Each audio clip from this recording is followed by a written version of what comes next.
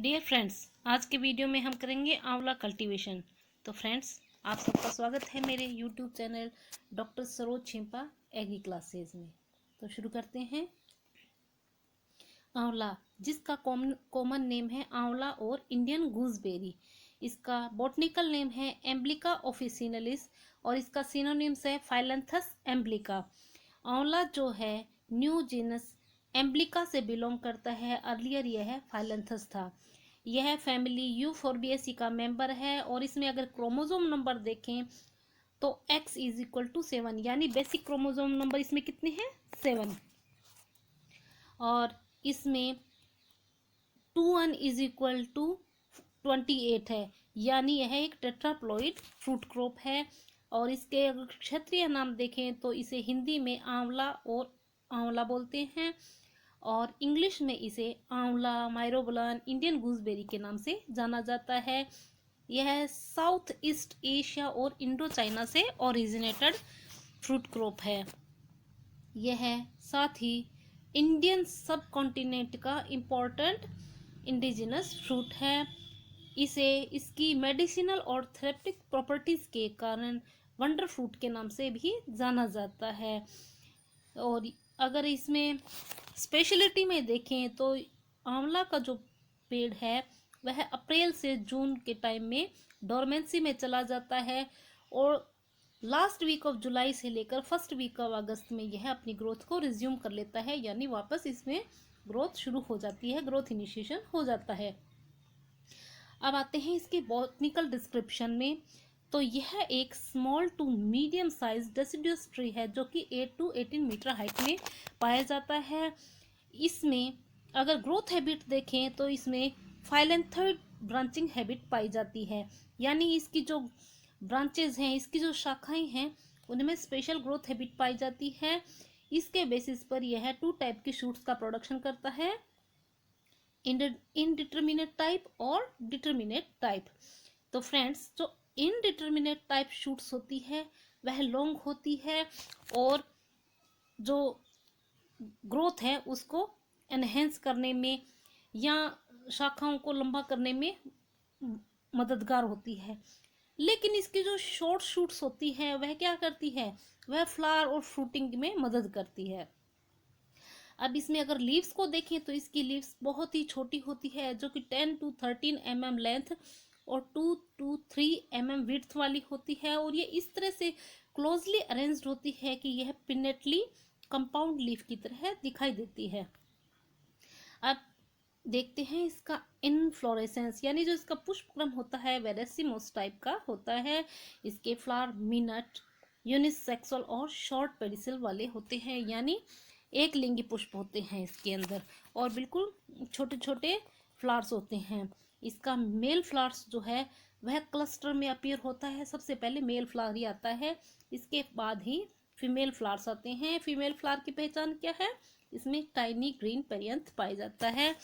इसका फ्रूट जो है इनडेhiscent टाइप का फ्रूट होता है और इसे हम कैप्सुलर बेरी भी कहते हैं। यह ड्रूपेशियस फ्रूट होता है जिसमें फ्लैशी एक्सोकार्प पाया जाता है और इसके अंदर पेल येलो कलर में 6 वर्टिकल फ्रोज पाई जाती है, यानी जो फ्रूट है उसके अंदर 6 फांकें पाई जाती है, 6 फांक पाई जाती है। और इसमें एडिबल पोर्शन जो है मीजोकार्प है और इसका जो एंडोकार्प होता है वह हार्ड स्टोन की फॉर्मेशन करता है।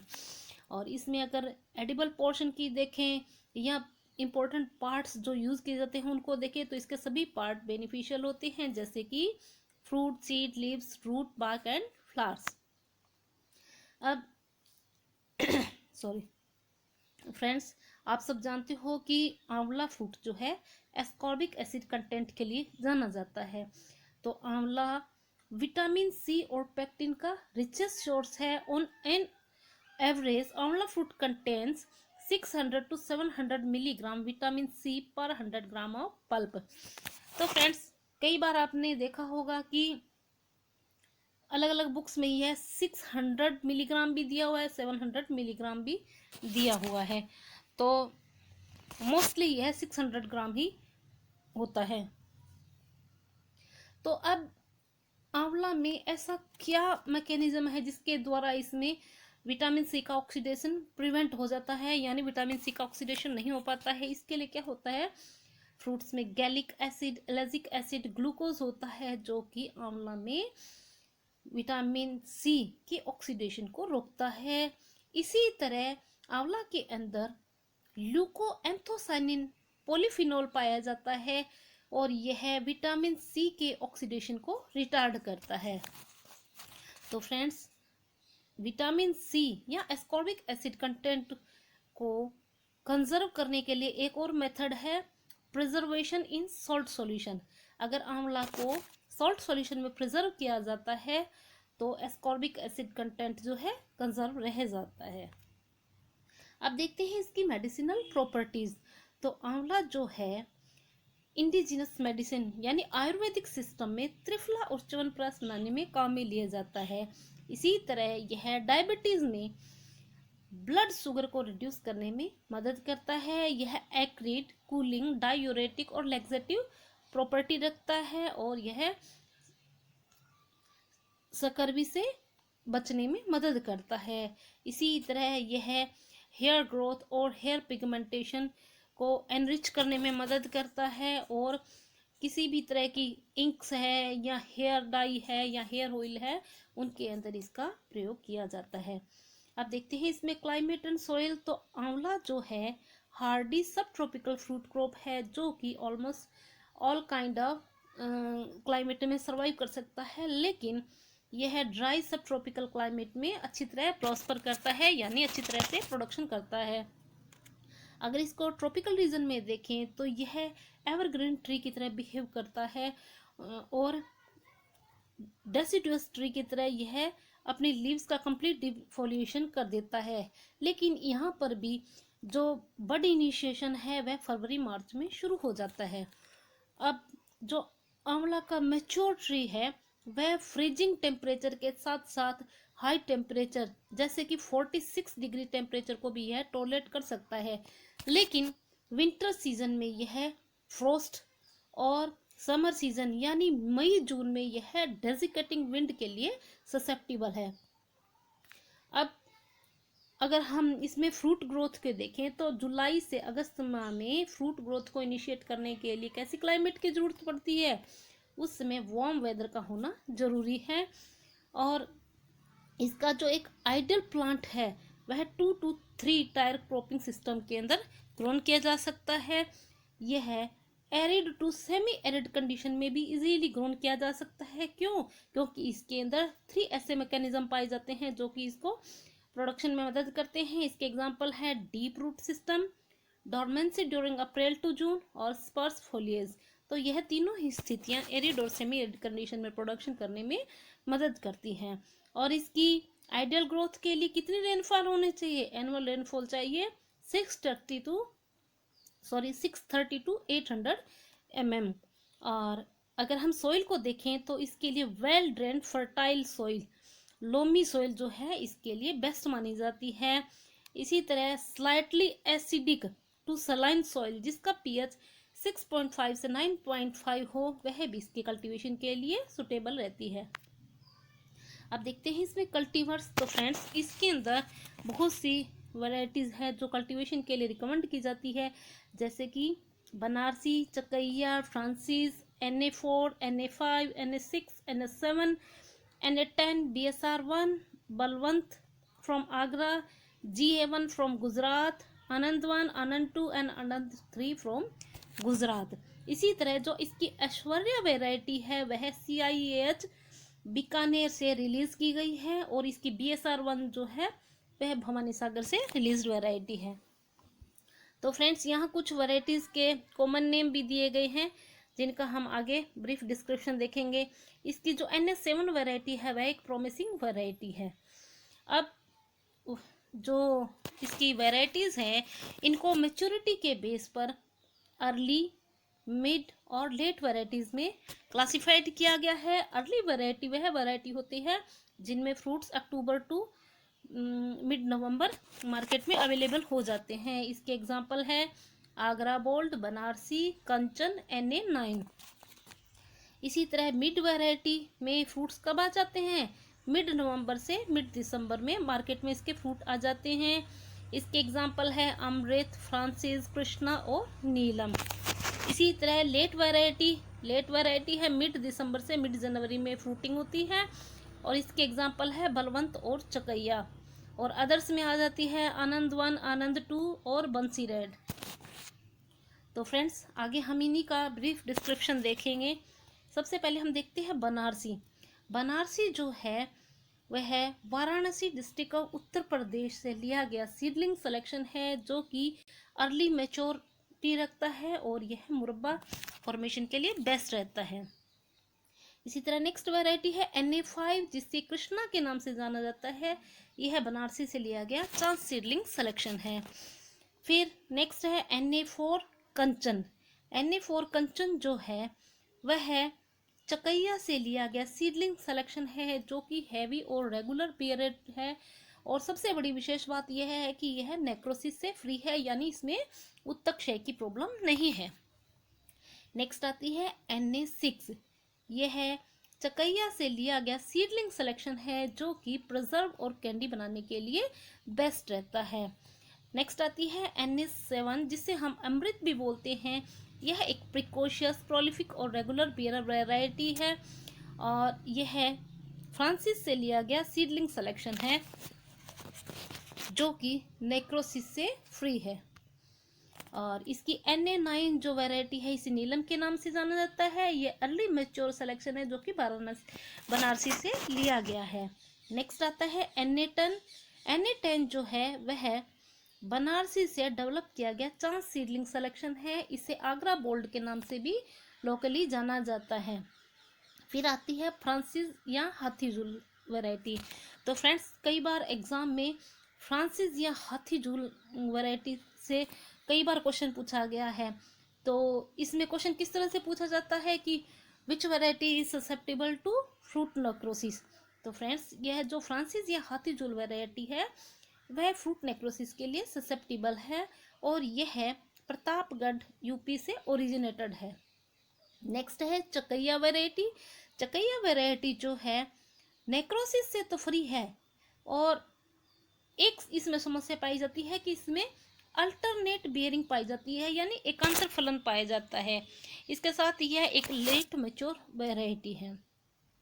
नेक्स्ट है लक्ष्मी 52, यह फ्रांसिस से लिया गया सुपीरियर चांस सीडलिंग सिलेक्शन है, जो प्राइवेट ऑर्चर्ड के अंदर मोस्टली ग्रोन किया जाता है। मिड सीजन वैरायटी है, जो कि नवंबर से दिसंबर में मैच्योरिटी रहता है, और यह भी नेक्रोसिस से फ्री है। अब देखते हैं प्रोपिगेशन। तो फ्रेंड्स आप अच्छी तरह जानते हो कि आंवला का प्रोपिगेशन वेजिटेटिव और सेक्सुअली दोनों तरह से किया जा सकता है। सेक्सुअल प्रोपिगेशन में अगर देखें तो इसका प्रवर्धन सीड से किया जाता है। सीड से प्रोपिगेशन करना इजी है, लेकिन इसके अंदर क्या समस्या पाई जाती है कि सीड से जो प्रोपिगेशन होता है इसमें जो सीडलिंग हमको प्राप्त होती है उसमें स्मॉल साइज्ड फ्रूट्स और इंफीरियर क्वालिटी के फ्रूट का प्रोडक्शन होता है। इसी तरह इसके अंदर जो जुवेनाइल पीरियड होता है वह भी बहुत लंबा होता है, यानी बियरिंग स्टेज लेट आती है। तो इसलिए जो प्लांट्स सीड से रेज किए जाते हैं उनको रूट स्टॉक की तरह काम में लिया जाता है। तो अगर रूट स्टॉक अगर हम देखें तो रूट स्टॉक जो है 6 मंथ से लेकर 1 ईयर ओल्ड सीडलिंग जो है वह रूट स्टॉक के रूप में काम में ली जाती है। और रूट स्टॉक कौन सा यूज कर सकते हैं, देसी आंवला जो है उसे हम रूट स्टॉक की तरह काम में ले सकते हैं। तो सीड से प्रोपेगेशन करने के लिए क्या करना है कि नवंबर से दिसंबर के महीने में मैच्योर फ्रूट्स का कलेक्शन करना है, उनको उनको ओपन कंडीशन में ड्राइड करना है, और उसके बाद क्या होता है उनमें से हमको सीड्स को अलग करना है। तो जो फ्रूट होता है उसके अंदर एवरेज 6 सीड्स पर फ्रूट पाए जाते हैं। सीड से प्रोपिगेशन में अगर हम higher percentage of seed germination लेना चाहते हैं या बेटर रूट सिस्टम डेवलप करना चाहते हैं तो इसके लिए हमको क्या करना है, सीड ट्रीटमेंट करना है। इसके लिए क्या करना है हमको कि जो सीड्स होते हैं उनको 24 आवर्स तक जिब्रेलिक एसिड के 500 ppm सॉल्यूशन में सॉफ्ट करके रखना है। इसी तरह अगर हम अदर ट्रीटमेंट में देखें तो सोइंग से पहले सीड्स को 2 डेज तक क्लियर वाटर में सॉफ्ट करके रखना है और इसके वाटर को चेंज करते रहना है। और जो सीड्स होते हैं उनको नर्सरी में 2 to 3 सेंटीमीटर डेप्थ पर शोइंग करना है। अब देखते हैं वेजिटेटिव प्रोपिगेशन। तो फ्रेंड्स, आंवला का प्रोपिगेशन बडिंग से किया जाता है। बडिंग में भी शील्ड बडिंग और पैच बडिंग जो है कमर्शियल मेथड है आंवला में प्रोपिगेशन के। लेकिन अगर नॉर्थ इंडिया में देखें तो यह है मई से सितंबर के मंथ में पैच बडिंग या मॉडिफाइड रिंग बडिंग के द्वारा प्रोपिगेट किए जाते हैं। तो इसके लिए हमको क्या करना है कि 1 ईयर ओल्ड सीडलिंग लेनी है जिसकी गर्थ 1 सेंटीमीटर के आसपास हो। इसमें जुलाई के मंथ में हेल्दी बड लेते हुए शील्ड बडिंग करनी है। तो जो बडेड और ग्राफ्टेड ट्री होता है वह प्लांटिंग के 3 to 4 ईयर आफ्टर बेयरिंग शुरू कर देता है। और अगर इसकी कमर्शियल प्रोडक्शन को देखें तो यह 10 से 12 साल की उम्र में कमर्शियल प्रोडक्शन करना शुरू कर देता है। अब देखते हैं इसमें प्लांटिंग। तो प्लांटिंग का सीजन है रेनी सीजन, जो कि मिड से लेकर एंड ऑफ अगस्त होता है। और इसमें प्लांटिंग सिस्टम में अगर देखें तो ये स्क्वायर सिस्टम अपनाया जाता है। और प्लांटिंग डिस्टेंस कितनी रखनी है, 8 to 10 मीटर पर प्लांट।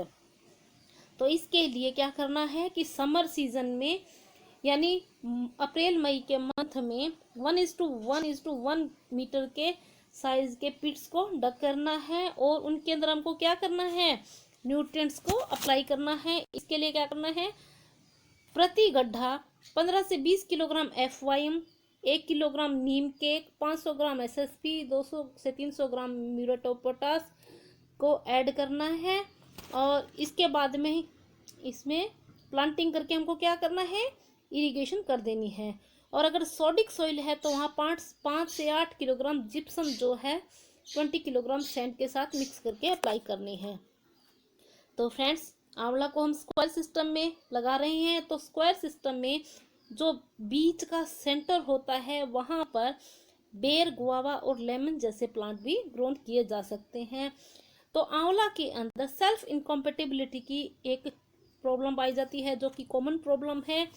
इसको ओवरकम करने के लिए हमको क्या करना है, इसके लिए जो प्लांट्स होते हैं उनकी अल्टरनेट रोज में 2 to 3 कल्टीवर्स को ग्रोन करना है। इसके एग्जाम्पल है NA7, कृष्णा और कंचन। तो इन वेराइटीज को हम कॉम्बिनेशन में लगाते हैं तो इसमें पोलिनेशन और मैक्सिमम यील्ड जो है वह ऑब्टेन होती है, यानी अच्छा पोलिनेशन प्राप्त होता है। अब देखते हैं ट्रेनिंग और प्रूनिंग। तो इसमें ट्रेनिंग और प्रूनिंग जो है मार्च से अप्रैल के मंथ में की जाती है। और जो प्लांट है उसको मॉडिफाइड सेंट्रल लीडर सिस्टम में ट्रेन किया जाता है। तो अब इसमें ट्रेनिंग में क्या करते हैं कि जो प्लांट का मुख्य तना है उसमें ग्राउंड लेवल से 0.75 से लेकर 1 मीटर की हाइट तक कोई भी ब्रांच को अलाउ नहीं किया जाता है, सिर्फ मेन ब्रांच को ही ग्रोन करने दिया जाता है। इसके बाद 4 to 6 जो ब्रांचेस हैं उनको अलाउ होने दिया जाता है। और अदर जो dead, diseased, weak, criss crossing, broken, infested, overlapping weak branches जो होती हैं या जो स्कर्स होते हैं उनको हमको एंड ऑफ दिसंबर में प्रून्ड कर देना है। अब देखते हैं इसमें पोषक तत्व प्रबंधन। तो इसके लिए क्या करना है कि सबसे पहले हम शुरुआत करते हैं 1 ईयर ओल्ड प्लांट से। 1 ईयर जो ओल्ड प्लांट होता है उसको 10 किलोग्राम FYM, 100 ग्राम नाइट्रोजन, 50 ग्राम फॉस्फोरस और 100 ग्राम पोटेशियम पर प्लांट हमको प्रोवाइड करना है। और इसके बाद जो ये डोज है वह एवरी ईयर हमको इंक्रीज करनी है अप टू 10 ईयर्स तक। यानी फर्स्ट ईयर में हमको जो मैंने ऊपर की डोज बताई है वो देनी है, इसके पश्चात सेकेंड ईयर में इसको दुगना कर देना है, थर्ड ईयर में इसको 3 गुना कर देना है, इस तरह से बढ़ाते रहना है। और आफ्टर 10 ईयर क्या करना है कि इसकी कांस्टेंट डोज ही रखनी है, डोज को हमको बढ़ाना नहीं है, इसको बढ़ाना नहीं है। अब ये जो न्यूट्रिएंट्स है वो कैसे देंगे, फुल डोज ऑफ FYM यानी गोबर की खाद और फास्फोरस की फुल डोज देनी है, और नाइट्रोजन और पोटास जो है उसकी हाफ डोज जो है वह ट्री बेसिन में दिसंबर से जनवरी में देनी है, और जो रिमेनिंग डोज है, हाफ डोज है, वह अगस्त के मंथ में देनी है। और अगर सोडिक सोइल है तो वहां पर 100 से 500 ग्राम बोरोन और जिंक सल्फेट अप्लाई करना है, और फर्टिलाइजर्स के साथ साथ इनको भी देना जरूरी है। अब आता है इंटरक्रॉपिंग यानी अंतराशय। तो फ्रेंड्स, जब तक आंवला में फ्रूटिंग स्टेज नहीं आ जाती है तब तक हम इसमें इंटरक्रॉप ग्रोन कर सकते हैं। यह इनिशियल 3 to 4 ईयर्स में ग्रोन की जा सकती है। इसमें अगर कॉम्बिनेशन देखें तो कौन कौन सी क्रॉप ग्रोन कर सकते हैं? आंवला के साथ बेर, आंवला के साथ बेर और फालसा, आंवला और गुआवा, आंवला, ढेंचा और वीट, ये सब इंटरक्रॉपिंग में ली जा सकती है। यह सब एडिशनल इनकम प्रोवाइड करने में मदद करती है। नेक्स्ट है वाटर मैनेजमेंट यानी सिंचाई।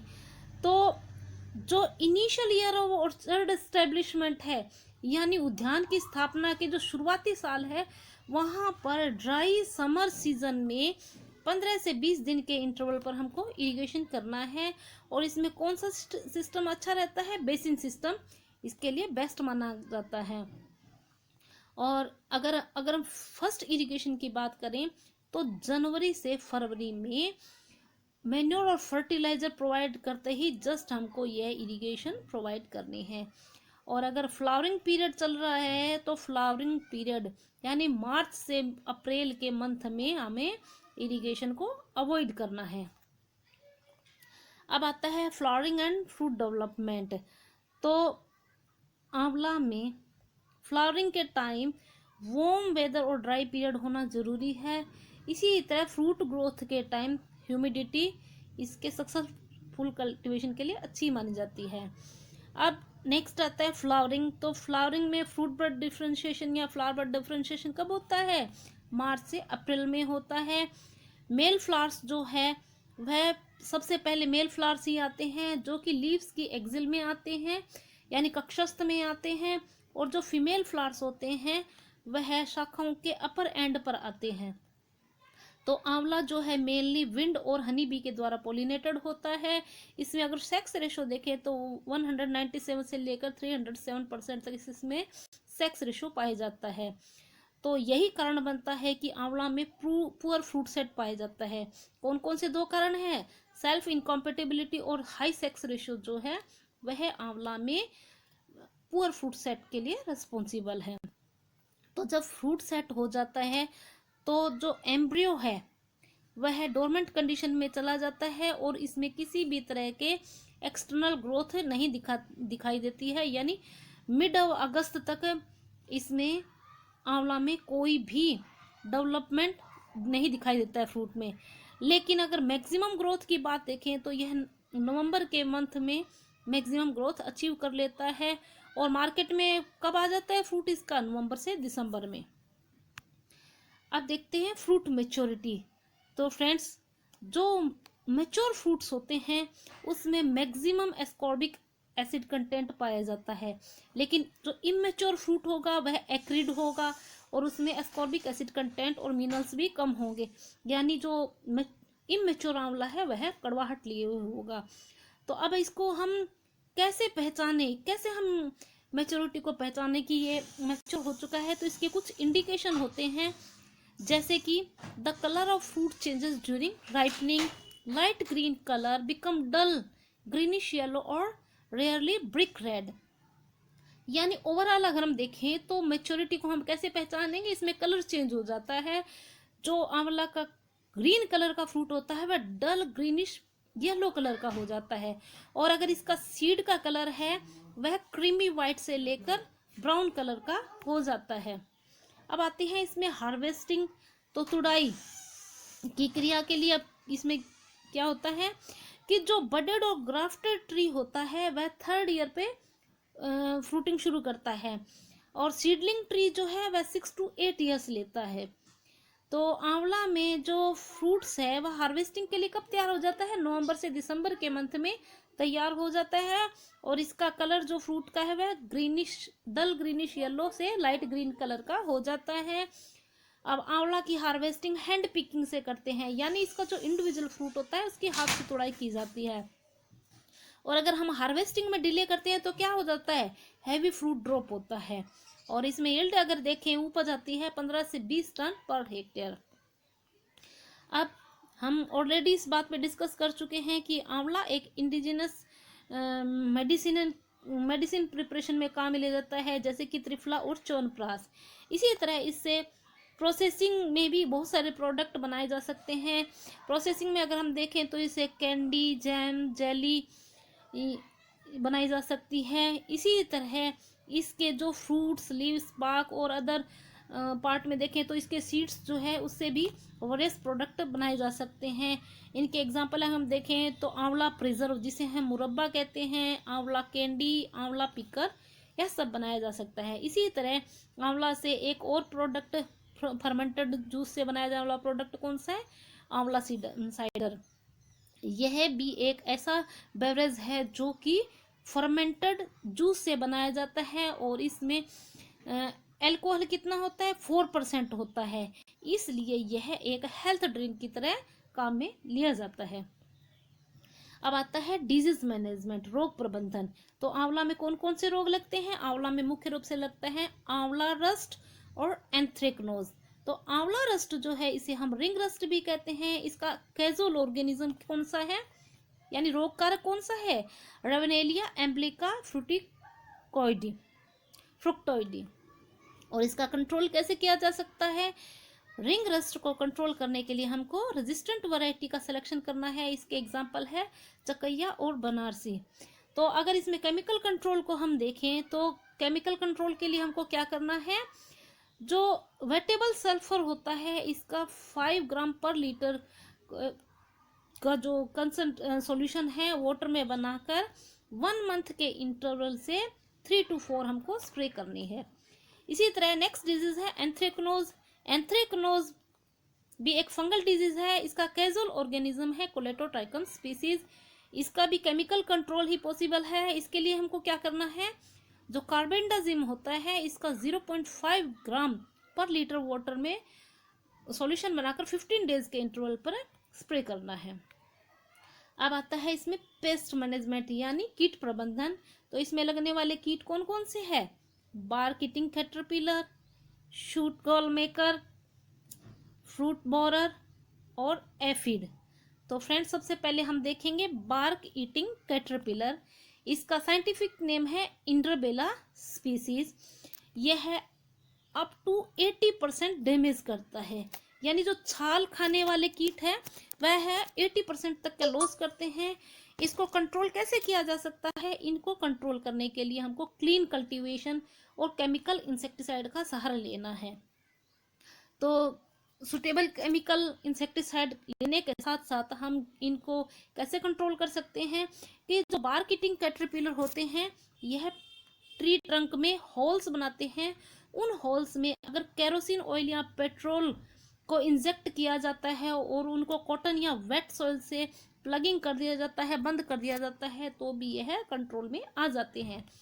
दूसरा इंसेक्ट है शूट गॉल मेकर। यह है बिटरनोसा स्पीसीज का कैटरपिलर है और इसका कंट्रोल कैसे कर सकते हैं? इसके लिए हमको प्रूनिंग और बर्निंग करनी पड़ेगी और इसके साथ ही हमको सिस्टेमिक इंसेक्टिसाइड रोगोर 0.03% का स्प्रे करना पड़ेगा। फिर आता है फ्रूट बोरर। फ्रूट बोरर जो है डोरेक्स स्पीसीज है और यह है मोस्ट सीरियस पेस्ट है इंडिया में पाया जाने वाला। इसका कंट्रोल हम कैसे कर सकते हैं? ये जो फ्रूट बोरर है ये क्या करता है? ये फल में छेद कर देता है और फल की क्वालिटी को खराब कर देता है। तो इसको कंट्रोल करने के लिए हमको क्या करना है कि जितने भी इन्फेस्टेड फ्रूट्स हैं उनको कलेक्ट करना है और उनको ब्रीड कर देना है। इसके बाद हमको क्या करना है कि जितने भी फ्रूट्स होते हैं उनको हमको बैगिंग करनी है। इसके लिए बटर पेपर बैग और मुस्लिन क्लॉथ का प्रयोग करना है और साथ ही हमें डाई मेथड 0.05 0.045% डाइमेथोएट का स्प्रे करना है। और लास्ट है एफिड। एफिड जो है वह न्यू फ्लस पर पाया जाने वाला सीरियस पेस्ट है। यह क्या करता है, जो टेंडर शूट्स होती है, लीव्स और फ्लावर बड और फ्रूट्स होती है, उनका यह सैप को सक करता है। तो अब इसको कैसे कंट्रोल करना है, इसके लिए भी हमें केमिकल इंसेक्टिसाइड का ही सहारा लेना है। इसका कंट्रोल करने के लिए हमें नीम सीड कर्नल एक्सट्रैक्ट जो होता है वह 2% स्प्रे जो है वह न्यू फ्लश पर करना है। अब इसमें आता है नेक्स्ट फिजियोलॉजिकल डिसऑर्डर। तो फ्रेंड्स, इसमें पाए जाने वाले मुख्य शरीर क्रियात्मक विकार कौन कौन से हैं? इंटरनल फ्रूट नेक्रोसिस और फ्रूट ड्रॉप। तो सबसे पहले हम देखेंगे इंटरनल फ्रूट नेक्रोसिस, जिसे हम आंतरिक उत्तक क्षय के नाम से भी जानते हैं। यह बोरॉन डेफिशिएंसी के कारण होता है। तो इसमें क्या होता है कि जो फ्रूट है उसका जो इनर मोस्ट पार्ट है, मीजोकार्पिक टिश्यू और एपिकार्पिक टिश्यू, वह ब्राउनिंग कलर में टर्न हो जाता है। और इसकी जो फ्रांसिस वैरायटी है आंवला की, वह इसके लिए प्रोन है। यानी आंवला की फ्रांसिस वैरायटी में इंटरनल फ्रूट नेक्रोसिस ज़्यादा होती है, इसलिए इस वैरायटी को कम से कम कोशिश करें ग्रोन करने की। और इसकी रेजिस्टेंट वैरायटी कौन सी है? चकैया। यानी मैक्सिमम हमें किस तरफ एफर्ट करना है? चकैया वैरायटी की तरफ, ताकि इंटरनल फ्रूट नेक्रोसिस ना हो। अब इसका कंट्रोल कैसे किया जा सकता है? तो फ्रेंड्स, जैसा कि हम जानते हैं यह बोरोन की डेफिशिएंसी से होता है, तो ऑब्वियस हमको बोरोन का स्प्रे करना है। लेकिन इसके साथ अब देखिए इसका क्या कंसंट्रेशन रखना है। इसमें 0.4 से 0.6% बोरेक्स या जिंक सल्फेट 0.4% और कॉपर सल्फेट 0.4% का 10 to 15 डेज के इंटरवल पर थ्राइस टाइम यानी 3 टाइम हमको इस पर स्प्रे करना है। नेक्स्ट आता है फ्रूट ड्रॉप। तो फ्रूट ड्रॉप जो है आंवला में 3 वेव्स में आता है। तो इसमें जो फर्स्ट फ्रूट ड्रॉप होता है वो जून ड्रॉप है, जो जून से सितंबर में होता है। यह लैक ऑफ पॉलिनेशन और फर्टिलाइजेशन के कारण होता है। तो अप टू 70% फ्लावर ड्रॉप जो है वो फ्लावरिंग के विदिन 3 वीक्स में हो जाता है। इसके बाद में आता है next pre harvest fruit drop, जो कि इकोनॉमिक इंपॉर्टेंस रखता है। यह 3rd वीक ऑफ अगस्त से लेकर अक्टूबर तक होता है। तो फ्रेंड्स, आज हमने आंवला कल्टीवेशन को स्टडी किया है। Friends, hope you enjoyed this video. Thanks for watching doctor Saroj Chhimpa agri classes.